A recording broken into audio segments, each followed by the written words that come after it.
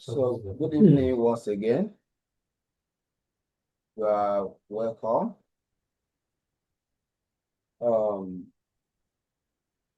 just to explain what we have been doing all this while, we have spent roughly a month learning or mastering HTML tags and CSS properties. Because we understand the importance of getting familiar with the tags as the building blocks of websites and the CSS properties for, determining the presentation of those contents. And I want to believe that at this point, we have learned not less than 30 to 40 tags. In other words, we are already conversant with HTML, and we are also conversant with CSS as both front-end development languages. Now, like I told us before now, the reason why we dwell so much on those tags or mastering those tags is preparing us for the website designing, and which we are going to start its journey tonight. So I want to say that officially we are just starting the proper introduction to website design. The proper introduction to website design. Now, I will not want to go through explaining what website is. I believe I must have established that. But just in case you have forgotten, I want us to know that the website is a digital marketing platform. In other words, it is an online platform where you advertise or you create awareness. The reason why I'm explaining it this way is for you to know why you should try as much as possible to come up with a user-friendly website at the end of the training. Now, we are expected to develop websites with a mindset. The website is beyond just publishing content. Then we need to understand that those contents are given a target. Those contents are expected to reach out to potential customers that will end up being converted to sales.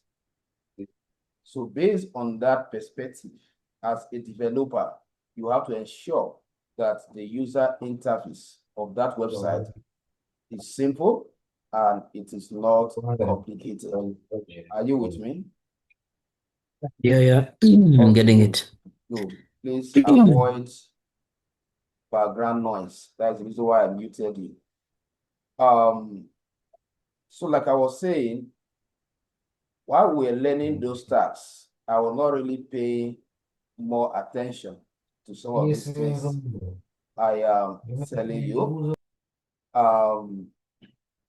Why I am telling you now, because we are starting the main design, and there is a mindset you should have towards designing a website. Number one, you should know that your website should entice, should encourage the visitors. In other words, the kind of content you publish should be prioritized. The colors you are using to present, the layouts you are using, in other words, the structure you are using to present those contents to the audience or to the visitors should also be your concern. So you shouldn't just create a website whereby you just display content anyhow without a motive. Now, I want to start by educating us on the website's layout or structure. At the point that you want to design your website, number one, you need to understand the type of website you want to build. We have different types of websites. We have e-commerce websites. We have educational websites, and so many of them out there. So each of these categories have subtypes. So any type of website you want to develop, you need to understand the niche. What is the essence? What are your targets? The content you want to publish across the website pages. Who are they for? So you must identify audience that will consume the content of your website. So this will help you to know how to position those content in order to hit your target. Okay, so once you have that understanding, then we need to understand what we call website layout. Website layout. Now, fundamentally, every website could be divided or segmented into 3 sections. I'm going to use, let me see if I can explain this better with my annotation. So what I am saying is that websites is like, it's either in a rectangular shape or in a square shape. So you can have something like this as the mat or the general layout of your websites. Now, the entire website page, remember that we have talked about website pages. I told us where we started that a website is simply the collection of different pages with different contents. Now, an average or a standard website page is expected to be divided into 3 sections. The first section is the section you see at the top.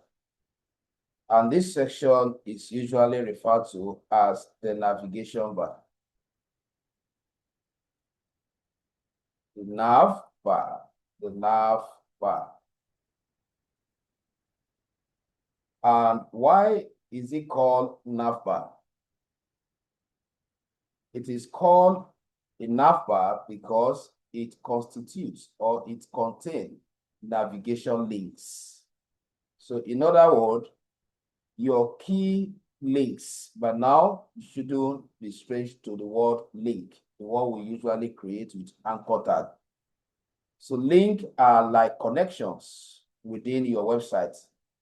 They are like different parts that takes user from one page to another page. A link can as well connect users or visitors from your own website to another website. So in other words, we can have internal connecting links and we can have external connection links. So based on that perspective, that is why we have this very first section, which is called the navbar, which is expected to hold our main links like home, about, and other important links. We can have about, we can have service, we can have gallery. So the whole of the first part of your website that holds or that contain these main links, it is called navigation bar. Now, the navigation bar is permitted to integrate social media handles. or icon. So you can have Facebook icon here. You can have WhatsApp icon. You can have Instagram icon also within the navigation bar. You can even have your logo somewhere here. You can have your logo if you want. Now, this is the first section. Now, the next section is the main body of your website, which is the section immediately after the navigation bar. Now, the main body is where you advertise all your main content, where you can display. Let's say if it is an e-commerce website where you can display your product images, the name of the products, and then the product description, and then probably a learn more button, a button that can take them to the service or the product page. So I can have different content published in the body. So I just want us to know that immediately after the navbar, we have a section called the main body. And we, as professional website developers, we are expected to know the role of each of these sections. There are some that can be published across multiple sections, while there are some of the informations that are limited to a particular section. Now, the next section, like I said, this is the main body of your website, where you are expected to display the main contents. Now, the last section, which is always at the bottom, is referred to as the footer. It's referred to as the footer. Now, the footer is also expected to hold your copyright information. It's expected to hold your quick links. You have what we call quick links. Quick links. Now, you can also integrate your social media icon also in the footer. Most time, you can also have your logo in the footer. So typically, this is a standard website layout. So before I continue, I want to get a response from you if you are actually following before I proceed. Yeah, I'm getting it. I'm getting it. All right. Now, the reason why I have to give you there is what we call the UI and the UX. Remember, I have already mentioned before that the UI represents user interface development, while the UX is developing interface that will give users good experience. Imagine somebody visiting your website today, just because of the way you arrange your website, the way everything is simple for him to navigate, you will feel like coming back to your website. And if you keep updating your services, it means you are constantly reaching that person. So every developer, every front-end developer is a UI and UX designer. Once you develop user interface, you must be conscious of how friendly it will be to them. So it should be one of your priorities as we continue. So now, with that in mind, tonight I want to focus on developing the navigation bar. Developing the navigation bar. Probably the next class, I will focus on the body section. The following class, I will focus on the footer. So at this point, we have to take things gradually because this is the main implementation of the tags we have learned so far, including some of the advanced tags that we could not touch that we are going to use. Now that we understand what is a navbar, the very top section of the website that constitutes the navigation links that helps user to navigate around your website, let's quickly go into starting the projects. So the website I want to design, I will assume that is an e-commerce website. This is a website where I want to publish all my products to the potential customers. And then I would love a situation whereby if somebody wants to buy any of those products, they can reach out to me either via a contact form or via a telephone, or even triggering them to follow us across our social media. And eventually, we'll give them an option where they can buy the product online without visiting our physical location. So that is the kind of website we want to start. So it's a project. Now, if you want to start a project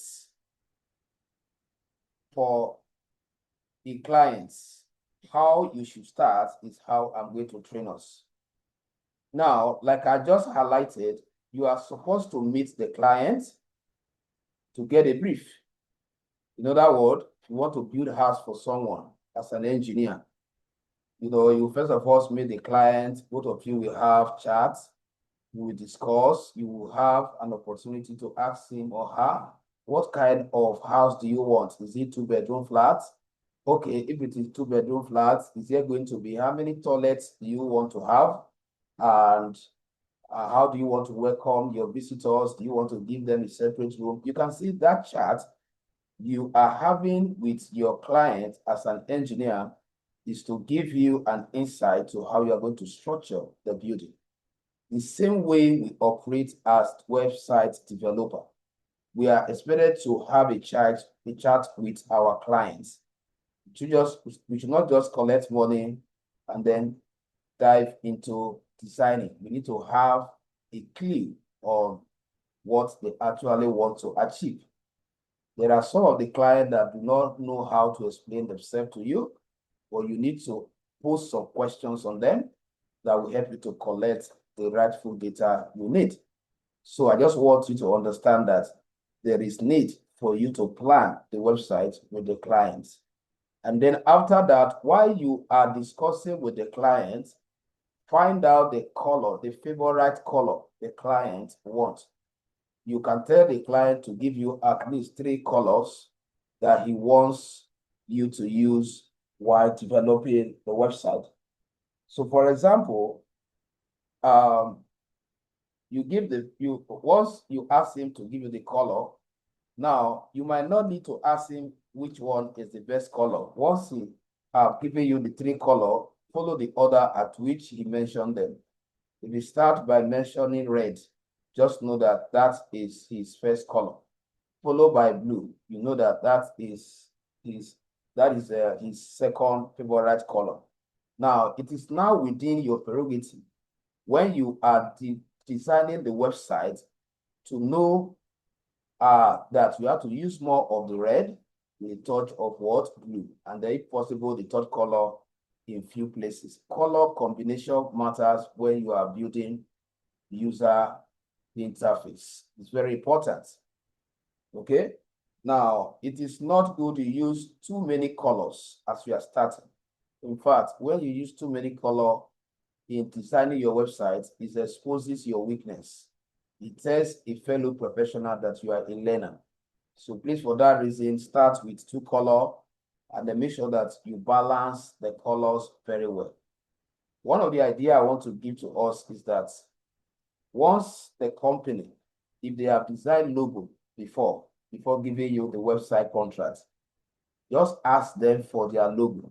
Once they give you the logo, the colors they use in their logo has a way of speaking their favorite color. And all the color you are going to use, make sure you pick at least 1 or 2 colors from the color they use in their logo. I hope I'm still communicating. Yeah, I'm getting it. All I'm right. getting it. All right. So now that we have all this information, where do you now start from? You have to start by creating a project folder. The project folder is a folder that contains all the resources including the images, the codes that you are going to use to put the website together. So I'm going to start by creating that folder. I'll go to new and then select folder. So I will name it, how do I name it now? Let's say web underscore widgets. Now, once we have created the folder, then you have to go into the folder by double clicking to create other folder that will hold other elements or properties of your website. So I will start by creating an image folder. So you can see that every folder I am making, I am assigning a purpose. So what exactly will I do with this folder? This folder is going to hold all the images that will be used across the pages. Now, I understand that I'm going to work with external CSS. So for that reason, I will dedicate a folder for my CSS. So I will call it CSS folder. And then, of course, though we are not going to involve JavaScript now, because after application of these two languages we have been learning before we bring in JavaScript. So I will say, okay, for now, let me just create the folder. So for now, let's assume that I have this set of folders, which I have designed to hold different categories of my website resources. Of course, you don't create folder for storing your HTML file. Your HTML file are meant to be in this main directory. Okay, so there is a reason for that, which you might know as we continue with the training. Now that you have created your folder, now knowing the type of website, you have to ask the client to give you images. Where the client could not provide the pictures, then you have to take it upon yourself. Once you understand the service, for example, now, like I said, this is an e-commerce website. Now, if it's an e-commerce website, what products will I be dealing with, or what products does the customer deal with? If the person says, let's say, electronic device, or let's say the person says computer devices, then I can go to Google or any other platform and search for clear images that speak the service. So it's very important. So I will just go to browser and go and get some good looking products images and store them in the image folder where the client could not provide you. So let's say using this account. So I will just type let's say electronics. Now, once you type electronics, you hit enter, and then you click on image tab in order to view images of electronics. So now the electronics, like I said, I think we should just say electronic gadgets so that we can a little bit be more specific with, let's say, if this okay, so let's say you work with so since it's just for training, so let's assume that this picture I would have loved let me just type computer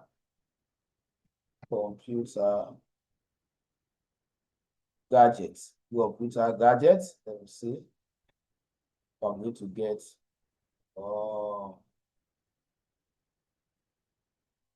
just need individual. Okay, so let me try this computer. Okay, so let's say I'm working with this. Now, how do I store any of this picture in my image folder? So let's say I am picking this. I just want good images because now there is something I want you to understand here. The quality of the images you are using matters a lot when you are developing your website. Images as a way of enhancing your website user interface. So be mindful. Now, if, for example, you are dealing with blue color, then the image you are downloading, then I can go with this one if the color I want to use is blue. So that the color in the images or on the images should also have a way of balancing other component color. So let's say I'm taking this, I will select Save As, and then target that folder which was created on desktop called Web Projects. So I will look for it, Web Projects, Web Projects. We'll go inside the folder, and then you go inside the image section or folder. Then you should have a unique way of naming your picture. I can say this one is piece 1, and then you click. So let me get one more that have blue in order to complement the color I intend to use. So since I just left this directory, that is why it brought me here automatically. So I will just select this image so that I can inherit the part of its description. I will just be changing the tool. Now, let me look for another one. Let me see if I can get a better one. Okay, so let me take this. Click on it in order to take part of its description. I will just add 3. So now let's say we have these images in our image folder. So the next thing I'm going to do is to install this folder in my development environment, which is also called the IDE, Integrated Development Environment, an application that gives us an interface for us to write, execute our code. So remember that we are using the most popularly used programming editor, which is the Visual Studio Code. So I will launch it and then call this folder inside it so that while I am developing, I can easily access its resources. So let's wait for the application to open.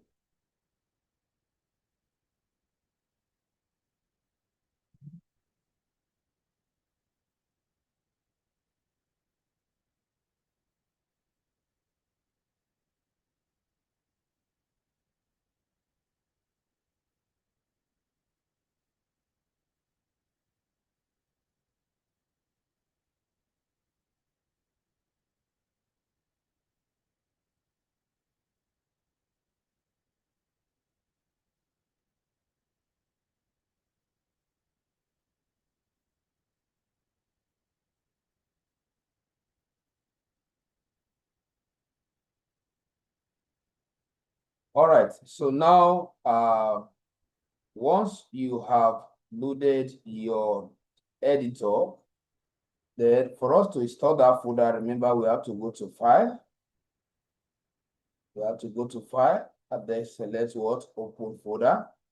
So from Open folder, we have to navigate to our project folder. So I'll simply go to Desktop and then I will locate the folder we created, which is now. You don't need to open it, just tap it and make sure that the name is showing here and then click on what? Select folder. So that will automatically install the folder and give you your file structure. So as you can see, this is your file structure. And what is this structure telling us? That we have the parent, which is web project, under which we have 3 what? Elements. The first one is CSS. In case you want to expand, you can expand. You can expand to see what you have populated inside any of those folders. So the first thing I'm going to do is to create an HTML file. Okay, because we were taught that HTML is a structural language. It's a language, is a markup language, which helps us to define the skeleton, the shape of our website using the content we are populating. So, like I said, that file, HTML files, should not be in any of this folder. You make sure you do not make that mistake. Your HTML file should always be in the main folder, the parent folder. So make sure that it's the only this icon that is facing down, and then navigate to this add file icon, and that will give you the text box to specify the name of your file. Now, when you are creating websites, the very first page is called the index page. It is also called the front page. You can as well call it the landing page. Now, the name you save it with is what? Index, which means the compressed version of your entire what? Website. Now, once you have typed the name, there is need for you to specify the file extension. So the file extension in programming actually specify the language you are using. So for example, to introduce that extension, you have to enter a period, which means dot, followed by the language extension. Now, since this file is HTML5, I will simply type HTML. Automatically, it will display this tag icon, which means that it's a language that communicates content with what tag. Now, once you have typed the name, you click outside in order to establish that file. And then for what you can see here, the file is empty. So the next thing I'm going to do is to define, is to invoke, is to call out the HTML default simple file structure. So we are made to understand that most of the IDE we are using these days to build websites have already been incorporated a simple HTML file structure, which a developer can just call out instead of him or her writing from the scratch. So what I will do is that there are several ways you can actually achieve this. You can type DOC and then click on it, and that will bring out what? The structure. Then another way you can activate that structure is to type HT. Once you type HT, you see these three options. Of course, the latest HTML is HTML5, started from HTML 1.0, HTML 2.0, HTML 3.0, 4.0, 4.1, and finally now we are working with what? HTML5. So either you use the doc method or you type what? The language itself. Now, remember I told us that this is what enhance the website being responsive on a tablet and laptop. So we are going to manually or using a bootstrap, a library that I've already compiled JavaScript or CSS to enforce responsiveness. What do I mean by responsiveness? As you start your design, you need to understand that there are different devices that will be used to access that website. And statistics have shown that 90% of website users, they use mobile phone or mobile devices or smaller devices. Why only 10%, if not less than, uses laptop? So you as a developer, you don't create the website for laptop users. Instead, you create it for mobile users. That is why you need to ensure that your website content are also properly displayed across different what? Devices. Please, I want to know if you are following before I continue. I'm following, I'm getting it. All right. So now, just for you to know what this code does, and then of course, I've explained it before. This is Unicode transform formatting, which is what UTF-8, which is the encoding format recommended for website development. Now, the title of your document, this is a real website. This is not like when we are mastering tag that we're just, calling content anyhow. We need to be conscious of the quality and accuracy of every content we are working with, because right now we are assuming that we are building this website for a client, not just practice. So now the name of the company we are building this website for, let's say what, Digital Z, or let's say Green, let's just say, okay, let's say Digital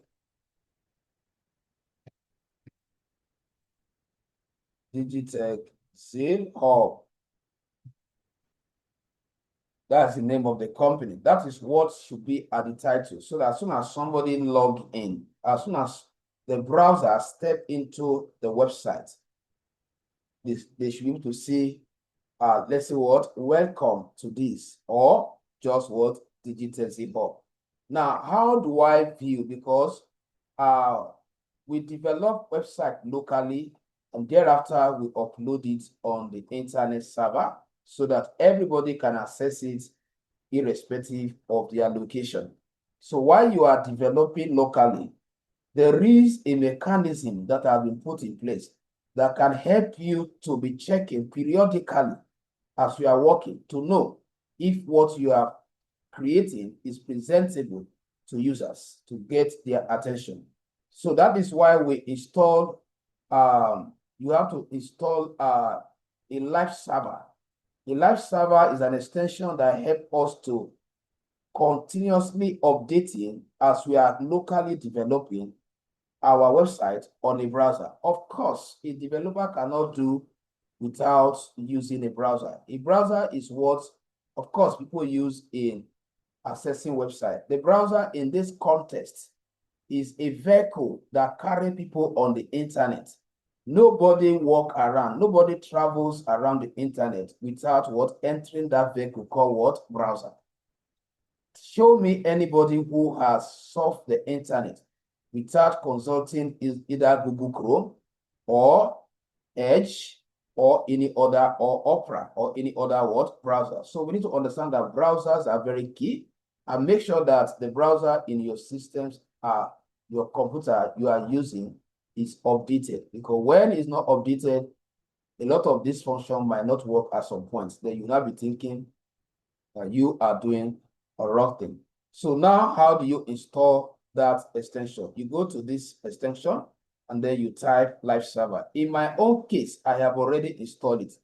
That is why it's displaying what, install what, server, live server. So what this live server will do for me is for me to launch, to view the front end, the user interface, because the whole of this environment at the moment is just what, my back end, development back end.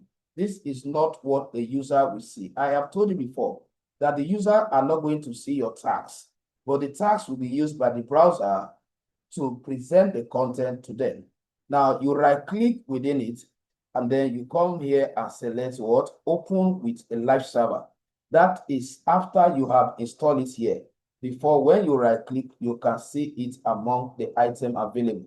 So once I click on it, what is going to happen is that it's going to open this website on the browser. And as it comes on the browser, you can see the title showing here that gives somebody an impression that, oh, I just stepped into an environment called what, or a company called Digital Z Hub. Okay, so as you continue updating this site, you have to what, you don't have to come here and refresh. So if I program any other thing here, for example, if I say H1 and I type welcome to, or let's just say about Digitech C. Now, once I switch back to the browser, you see that what is automatically what, updating it. That is the work of the live server. If not, before that can be captured, I have to what, refresh here to avoid refreshing to see the latest update.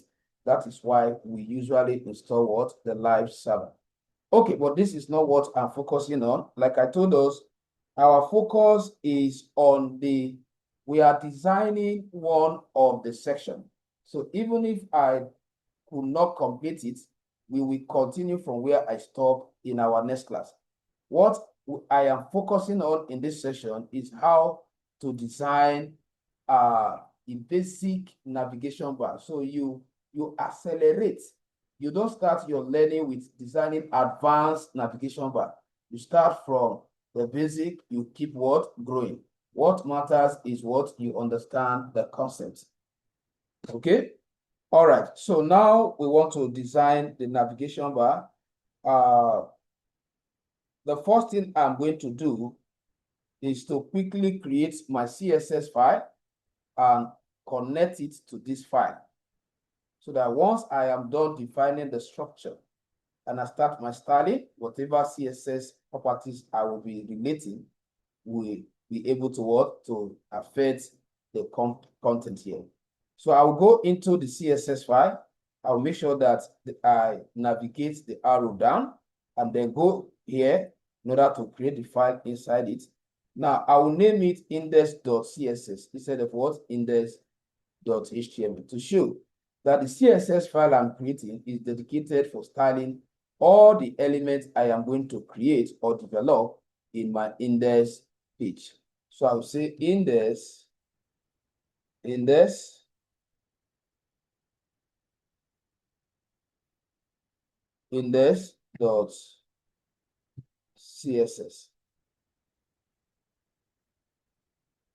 Right? Now, the first thing I'm going to do is to link this file to this file. There has to be visibility. There have to be connection. So I'll come here, go to the head section. I'll simply type link. And then after typing it, I'll hit enter on it. And then this section that says href, which means hyperreference, is actually used to target a URL, the destination. Where is the CSS file? So you just add a slash inside it. That will automatically call out all your website project directory. And then you know where you are going. We are going to CSS, and then I will simply select this. Hold on.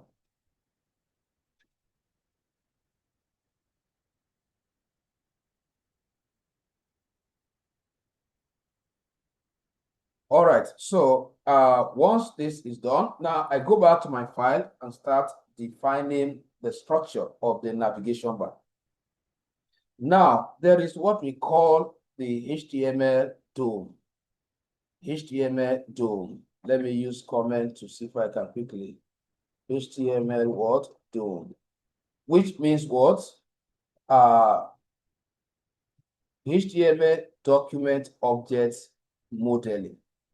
HTML document object modeling. What it means is the knowing the relationship or defining the relationship between your elements. I'm going to show you as I continue. Now, what are we learning? What we are learning is website navigation.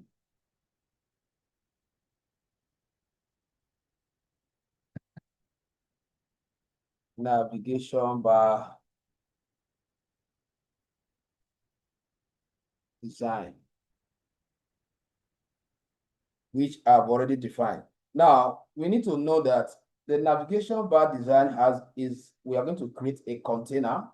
So for that, we use an element called div. So div is a container element. Is an element or is an HTML tag which can be used to group other elements. So I'm going to class that div flex. You can give it any name. So I will just say dot flex and then hit enter. So this is a shortcut of creating a div and assign a class name flex. So if I press enter, it's going to create a div and automatically give it what? Class name flex. So it's a container. So this is the first container. That is what? The navigation bar, all the navigation links, the social media, the logo, all of them will be created inside here. So what we just created is like, if I'm to model it, it's a container. So the body is the first container, and then inside it, you have another container. Now, whenever you create a container, you created it with an intention. The intention could be that you want to use it to hold contents, okay? So what I'm going to do is that I want to start by creating the logo. And the logo I am going to create here will be a textual logo, a write-up. So I will start by, but before that, inside this, I will create a nav bar, a nav tag rather. There is a tag called nav, which is actually designed for this purpose. So I will just type what? Nav, and then hit enter. So you can see that I now have two different two containers. I'll show you, I'm trying to model the document. So you have the first container, which is this, inside which you have this. Now, you have to be mindful of the way you are structuring, the way you are arranging your HTML element in order to help you or to facilitate the way you communicate CSS. So it's very important. While you are here, you need to be capturing your CSS activity. Okay, that is what I'm trying to do. So which means that I can select this and then give it a background, and then this can what? Give everything I have inside it a background. So I will create inside the nav bar, I am creating a logo, and the logo is going to be a text logo. For that reason, I will say, okay, let me use like H2, and then it's going to be class. So let's say the logo, I'm using the first three letters of my company, Digital Z Hub. So I will say what? Letter D, then Z, and then H. So I'm going to form a logo with what? These three, with the company what? Acronym.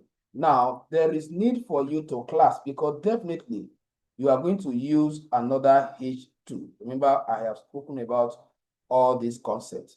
Classing is a way of uniquely identifying an element from other. So should in case you use H2 again, you can in your CSS talk to this very one with its class name instead of using the general tag name. I hope you are still following, sir.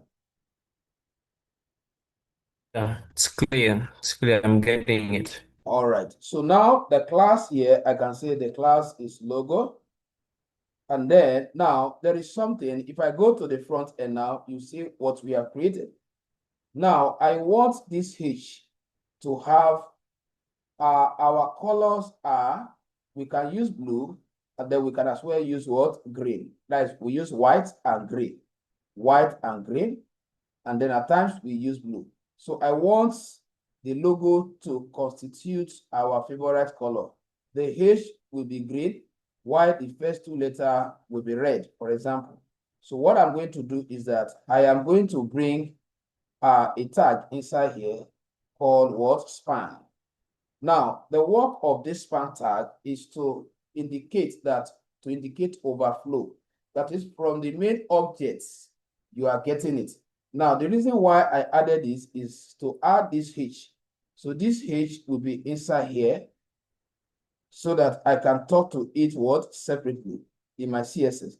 Now, these two letters will be directly inside the heading tag.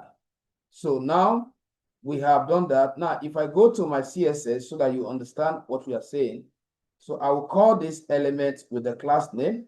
So from my CSS, I will specify what exactly do I want to style. Now, I'll say what? Styling the logo, styling the logo. Now, the logo is a class element. For that reason, I'm going to start with dots. I'll call the name logo.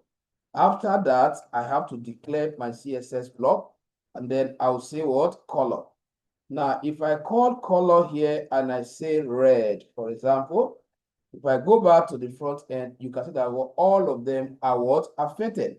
But now I want to talk to only this. So what I'm going to do, I will use that modeling concept. In other words, look at how I'm going to do it now. I am going to call this with the parent H2 with the class name logo. So the way I'm going to do it, I will just say styling the H only, the H only. Now, I will use the parent element. I will say dot logo, all right, the space span. So you are saying what you are actually talking to is the span. You are only using the parent to access it. So in case you have other span tag, they will not be affected. That is the meaning. Now, I will say color. Color of this one, let's say what? Blue. Let's say blue. So if I go back to the front end, you can see that what? I am able to talk to only that H without what? Affecting the other elements. Okay? Hope you are still following, sir. I'm getting it. I'm All getting right. it. All right. Easy. So now I'm done with this. I'm still creating my navigation structure. So the next thing I'm going to create, I'm going to create a list. Remember that I taught you listing tag, right? If you can still remember, where we talk about UL, where we talk about other lists and what on other lists, declaring their content with LI. So I will say what UL as another container, I'll open it. My intention is to use this to group all the links: home, about us, service, contacts, gallery, shop page. All of them will be declared inside this. So what I'm going to do, I will now call li. Now, I'm not just mentioning this item, and I want them to be a clickable item. In other words, hypertext. A text that the user can click on and they will be driven towards another page. So for that reason, inside the LI, I will add what? Anchor tag. Now, inside the anchor tag, the attributes href, I'm targeting the very first page, which is what? The index. And then the description will be what? Home. Okay. Now, when the user click on it, I want it to open in a new tab. So for that reason, I will add target attributes. It's part of what we learned. I will say what? Open in a blank. So what we are simply saying is this. If I go to the front end, this is a link. If they click here now, it will open a new tab. Can you see it? This is where it was. You click on it because you added that target. I believe I have explained that before now. Now, I will simply copy the whole of this, Control C, and then come here and what? Control V, Control V, Control V, Control V. So in other words, I want to have 5 navigation links. 1, 2. Now, you are not expected to have 1, 2, 3, 4, 5. Please always avoid having too many links in your navigation bar. Where you have many of them, you can now start creating what? A drop-down, which will be probably the second project. The second project, I'm going to show you how you can create a drop-down. But for now, like I said, we are growing gradually. So why I copy this is to copy the format and go back and start changing the URL. So this one is going to be used for about us page, and then here should also change to what? About us. So every link you create must have a description. Then here it's changing to contacts, contact page, and then here can change to what? You can say about us or just about. So the same thing. Contacts. Then here we change to service, or let me say shop page. Shop page. And then here we change to shop. So this is where we are going to publish all the products and also add an application with JavaScript that can take them to payment gateway for them to buy. Then here will be, let's say products. So there will be a page where we are just showcasing the products, but if they want to buy, they will be redirected to the shopping page. So let's say products. Okay, so if I go back to the front end, I have everything, the structure defined. But I also want a button that can allow them to subscribe in case I want them to subscribe for special promo. So since I could not use the whole of this, always make sure that you format your code properly. Now, immediately after the UL, I'll come here. Remember that we are still inside this container, and this container is inside the first div. So you can see how I am mindful of my structure. So I will just create a button, and then I'll give the button type attributes, button, and then I'll describe it as subscribe.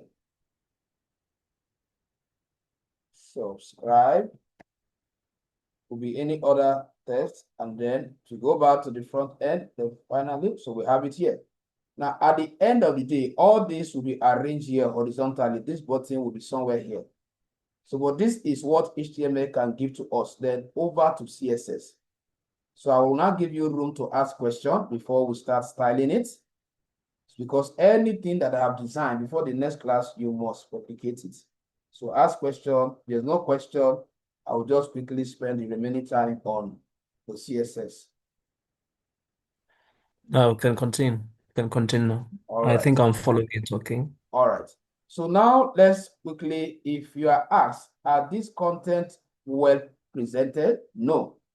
Will this give user good experience? No. As a matter of fact, nobody can visit your website like this and see this kind of arrangement, and then you expect the person to come back. Okay? Don't forget, a website is a digital marketing platform. So you have to drive traffic. Now, let's quickly start styling. Now, when you want to start styling, you need to observe your elements, how they are going to be identified, whether they are going to be acknowledged as class elements or ID elements or elements with their tag name. So I'm going to start with the global selector. The what we call global selector. Global selector is the first element, first container, and the body container. Let me go and show you very well here. When we established the HTML default file, we started with body. Body came is the first container. Now before this, so the relationship between this and this, if I want to address it without mentioning body, without mentioning div, I will use a global selector. So how do we indicate global selector? So let me use comment, global, let me say resetting global selector. So I want you to know that every element, when its CSS is not defined by you, the browser will assign a style. You should always know that. So if you do not style it, the browser will assume that, oh, you assume that it should apply its own styling.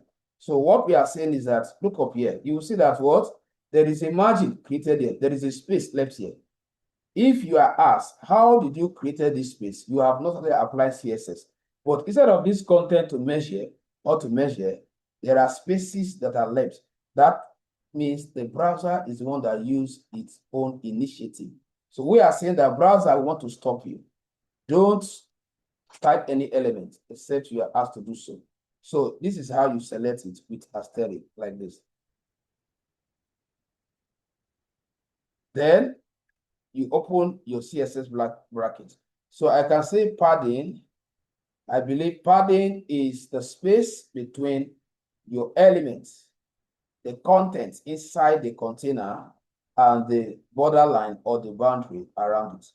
So I'll say return the browser. Don't calculate what padding. Now, if I go back to the front end now, you can see what has happened now. You can see what happened. It shifted because you stopped the browser from applying its what padding.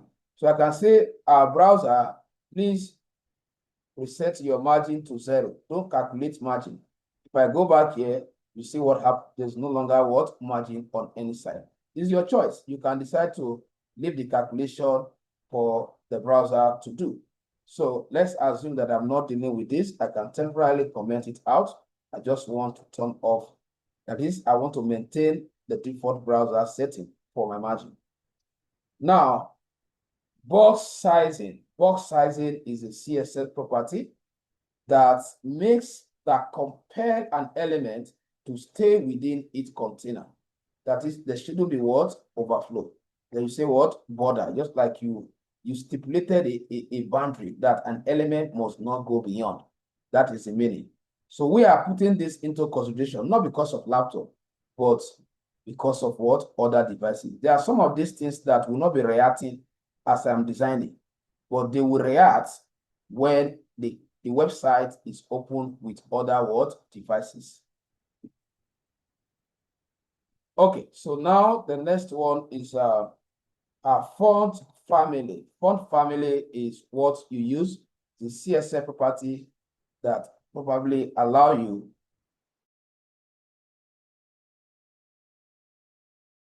following.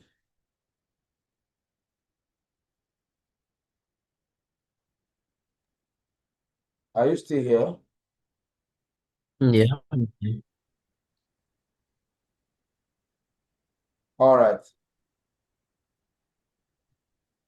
So font family, like I was saying, is a CSS property that determines the appearance of your text. That is the handwriting in a common language. So now what we are saying is that in case any of those contents you created are not individually styled, they should inherit this one, because everything you have created is a global.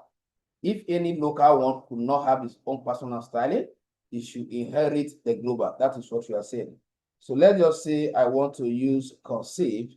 So if I go back there for now, all the content have taken that word handwriting. For now, the moment I call them and define their own, they will drop their parent appearance. That is what it means. Okay, so now I'm done with this aspect. So I want to talk to the flesh, the container. So I'll say what? Styling the first container with class dot flesh. So which element we want to style now? This one, the first container that is holding everything. That is what you want to style. So I will simply say dot flesh because it is a class element. Then what do I want? I want to define what? Height, because it's going to be the general container that is going to hold almost everything. Both the navigation bar, the main body, the footer, all of that will be inside this container. That's why I say it's the first mat. So the height, I want to specify 100 VH. Is a unit, which means vertical height. So if I go back to the page now, it's there. But if I want to be seeing it, then let me just temporarily, not that I need it, add a border just for us to be seeing what we are doing. I'll say solid. Then let's say what? Red. So if I come back here, you see that what? This is the box you just created now. So you can see that what is covering the entire what? Website. So our navigation bar will be inside it. The main body will equally be inside, and the footer will also be inside. All right, so I just activated that borderline so that we can monitor the boundary, but later on, I'm going to turn it off. So the next thing is the width of it. I want to also allocate width so that it will not be going out of screen. So I'll say width 100%, which means that what? Fill the entire width. So in other words, what you just did now is to deprive it from going outside the screen size. You have always said what? Always use the entire screen. On any device you call, particularly laptop, use the entire screen. Now, mind you, all these are not fixed so that you don't waste your time thinking of cramming them. Okay? You can change your O to 90, 80, it does not matter. But definitely when you are trained like this, there have to be a format, a standard that you are trained with. But that does not mean that your own now, you must use cursive. You can choose your handwriting. So most of these things for you to understand instead of you focusing on cramming. okay, because they are all subjected to changes. So now, the background of it, I want to add a design. The background, I'm using background image. So I'm going to blend an image with a solid color.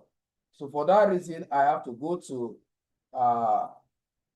back and download a background. So let's say I want to download a very good background that I want to use. As the background of the page is also optional. You can decide not to have a background. So let me choose something like this. Okay, let me choose this particular one. So I could just come here on desktop. Okay, I'm already in the folder. I'll say BG1 in case I want to get another one. Now, here I'm going to use background image is part of what I taught you when we were dealing with attacks. So now I'm going to blend it with solid color. For that reason, I'll bring you what? Linear gradients. Linear gradients. Then I will use ROGBA color function to calculate the gradient color. So I will just say 0, 0, 0. How many 0 do I have there? Okay, 1. Then comma, then 0.6. That is the opacity, in order not to have a full black. So I'm blending this two gradient color with an image, that background that I downloaded.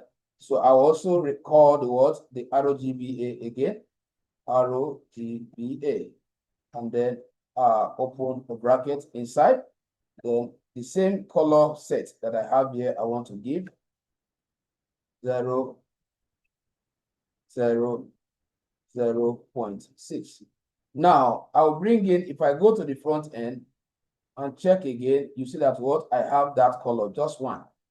But I want this to blend on what? A picture, that background. So what I'm going to do, I will come outside so this is the end of the linear gradient, but you are still inside the background image. So your image is an external object, it's not embedded in the program. So you say what? URL, in order to what? To call the image URL or address. So you slash inside, and then you come in here, you select what? The BG. Okay, so if I go back to the front end now, you can see that what? That particular picture is there, but it's not as smart as it should be, because that particular black is what? Laying on it. That is the idea. So now what I'm going to do, if I want it to cover it more, I can just take this from 6 to 3. So you can see it to reduce it better. Or if you want to dim it right there, just say, let's say 9, so that you have. So if I go back now, you can see that what? It has dimmed the first part of it than the way it was. I just want to see the image faint, very faintly under it. So now the next thing I'm going to do is that I noticed that their background is smaller than the resolution of the browser size. So what it did is to duplicate it, just to ensure that it covered the entire page. So how do I stop the duplication so that I can have just one? So what I'm going to simply do is to come here, and there's a different property. When you come outside, you say background size, you say what? Cover. That is what? Only one you are going to get now. You can see it now. You have what? Just one of it. Okay. So now the next thing is the position. There are times that when you do background cover, the important part of that picture probably might be inside. So how do you contrast it so that you can see it? It will happen depending on the image you are using. So for that reason, you say background position. Okay, so you can see how I am introducing you to different CSS properties. Then you say what? Center, so that it can bring everything from the inside. But we are using a uniform background, so we may not notice it. Now, That is for that. Now, the nav bar itself, remember, this is what we just spoke to now. Now, I want to speak to this. So the nav bar, the nav itself, I'll come here and say styling.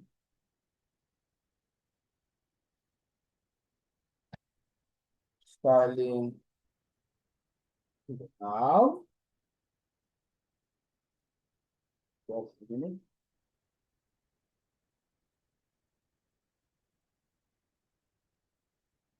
Okay, so if you check, the nav was in class. It was in class, so I will just call it like that. So I will just say what? Nav. Okay, so what do I want? Display flex. Display flex. Now, this display flex, what it does is that, you see, if we go to the back, to the front end, you can see that all these things are displayed in one column. So once you display a container flex, you are saying that what each of them should take column instead of what displaying block. So just check. The best way you can understand all this at times is for you to take notes before and take notes after. Now, look at the way it is now, before. Now, in case you are not seeing it, temporarily, let me turn off the whole of this background so that you can be seeing what I'm doing at the moment. So now I will just come here. So I will say display flex. So now check. You see what happened? Consider what? Instead of displaying in one column, now each of those items, they are not taking what? Each column, which is what? Like placed on side by side. Because the idea is that all of them will be horizontal. This button will end up coming to this side. While all this will be arranged what? Horizontally. That is where we are going. So we first of all display them what? Vertical instead of one. So now you have 3 columns as against what? 1 column you were having before. So I just want you to understand the trade. Now, the next one is align item. Align item is a CSS property that is used to justify what you have in a container. So what you have in a container are those items. So if you go back to the front end, you can see that what? There is an alignment that happened here. So when you say align content, you say center. Just what? If I go back now, you see that what? They are now at the center. Horizontal, that is vertically what? Center. Before we look at what? Horizontal centralization. I hope you are following. Are you following? Yeah, I'm getting it. I'm getting. All right. Okay, good. So now the next thing I want to show you is justify content. Justify content. When you see properties that say items, content, they are not CSS properties that should be communicated to individual elements. You cannot just call H1 and say justify content. Instead, you say what? Align item. Sorry, align text, not item. So when you say justify content, you want to distribute them what? Equally within the container that they are in. So you say what? Space in between. Now check what will happen now. You see it. You have distributed them what? Evenly. If I move this now, you can see you have equal space here. We have equal space. That is the meaning of what? Justify content. Okay. Now we are going there gradually. Now the next one is I want to add some padding. I want to add some padding. So I will say, okay, not from every side, but from the top. So instead of saying just padding, I will say what? Padding top. I just want padding internal space from the top. That is the meaning. Padding top, I will just add 40 PS. Don't forget what I told you. All these parameters are not fixed. Okay, you can change them when you are doing your OEO. Can be 20, can be 30, so that you can understand. Don't try and cram. Now I come here, you can see I've just created that. So now the next thing I want to do is to also add what? Padding left. Padding left, I'll say, okay, give me 10 PS. 10 PS, I check. So you can see some padding also at the left-hand side. So I can come here and say, padding right, because I don't want the same padding space. That's why I'm calling them individually based on the user interface, the user experience I want to give. So here I will just say what? 10%. 10%. So if I come here, you can see it. That is padding what? Right. You can see this space now. That is padding what? Right. Padding right. So this is no longer merging. There is now the space. Okay. So now the next thing I'm going to talk about is the logo itself. Also, we have already styled the logo. We have already styled the logo. Talking about this, so there's no point of talking about it. We have already styled our logo. So let's go to the next section, which is to make, use comment to explain, to make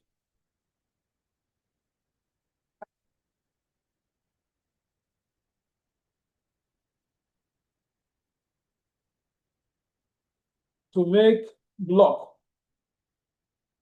to make block links to display,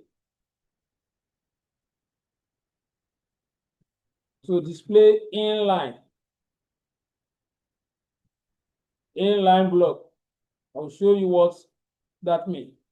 You go to the front end, you see that what all this they are displaying what block. So I want this about us to come here, contact, all of them will be on a straight line. That is what I am talking about. So now I will simply call the element navbar. Okay, so I will say what navbar. That is what we are locating the li. They are inside nav, then followed by what ul, then followed by what li.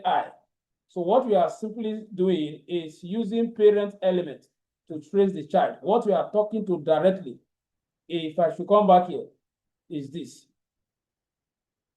So what we are simply saying is that before you can get to where this is, you must have observed this, you must have observed this before you get to where it is.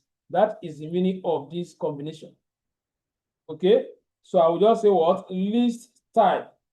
I want to start by stopping these dots. I don't want it. That came because I'm using on other lists. So I'll say what list type. I'll say what none. I'll say none. So if I go back, you see that what you have removed those markers. Now the next thing I'm going to do is to say display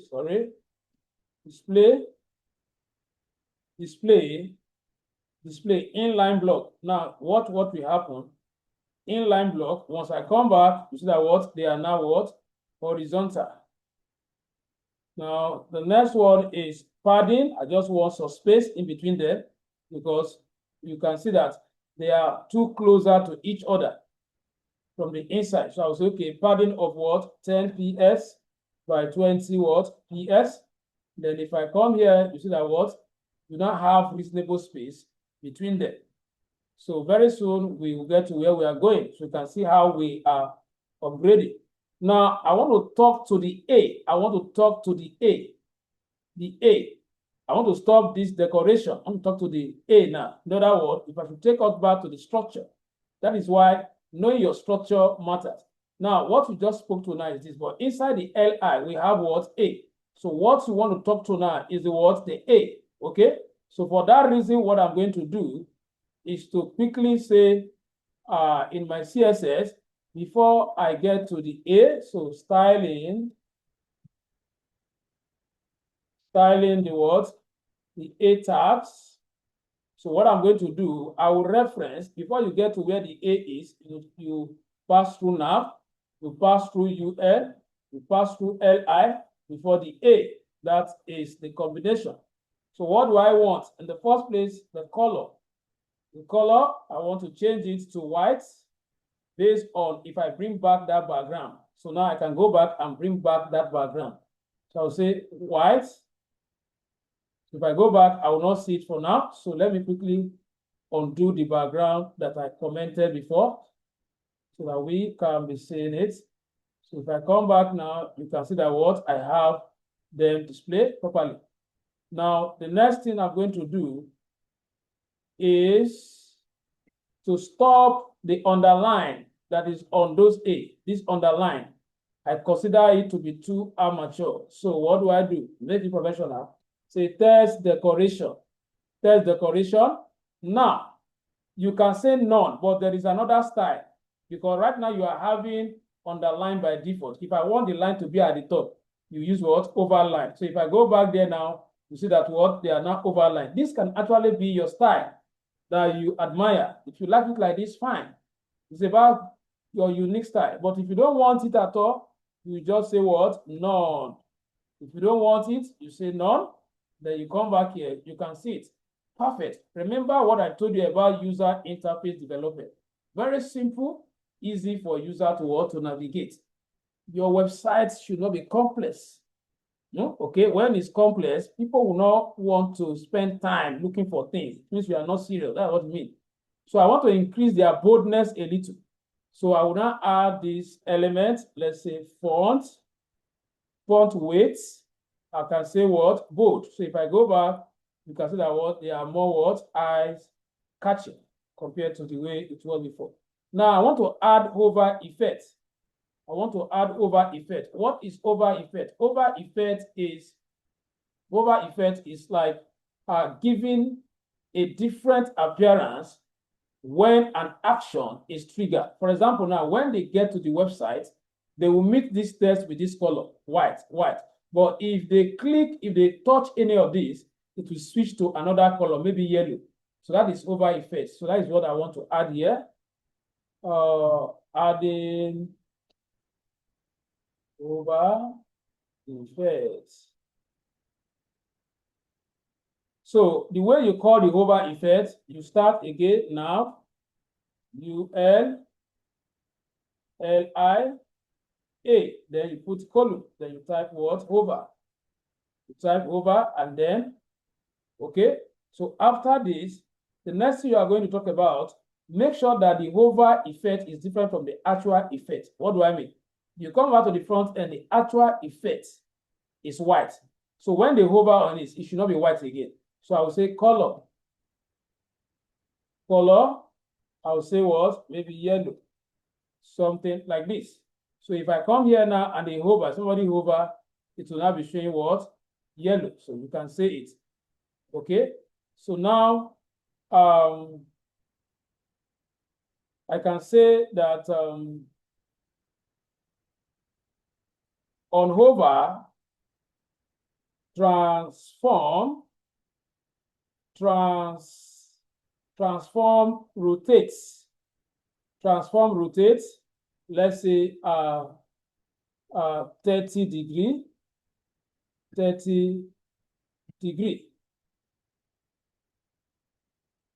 So if I come here now, let's check. Oh, we are not going to get that. Let me not transform rotates.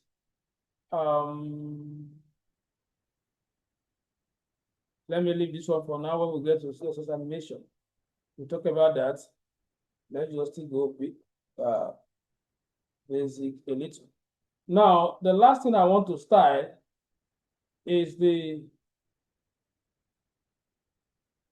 let me see. Okay, so I still want to add transition here. Transition, because there is an effect we are going to add to transition. Transition is basic CSS animation. So I'll say transition dot 3 second dot 3 what second transition dot 3 second. That is the speed of response when they hover on it, so that they don't experience any delay. So now let's go for the styling of the button.